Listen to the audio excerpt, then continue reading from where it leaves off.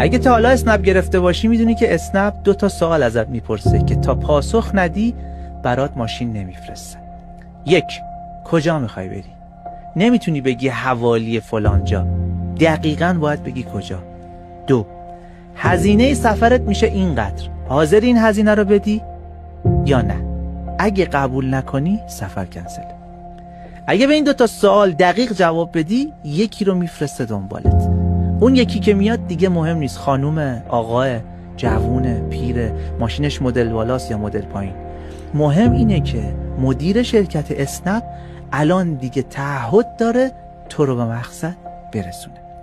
در مورد اهدافم قصه همینه. اول اینکه باید بدونی 5 سال دیگه میخوای کجای زندگی باشی، یعنی از زندگیت دقیقاً چی میخوای. دوم اینکه ببینی بهای رسیدن به اون چیز رو آیا حاضری بدی یا نه. وقتی این 2 رو شفاف و واضح مشخص کردی سر و کله امدادای غیبی پیدا میشه. کسی رو میفرستن سر راهت تا کمک کنه به آرزوت برسی. دیگه فرقی نداره اون کسی یه مربی، یه مشاور، یه دوست، یه همسایه یا یه کتاب باشه. هر کسی هست با هر سن و مدلی از طرف اسنپ هستی اومده که دستتو بگیره و برسونتت به آرزوت.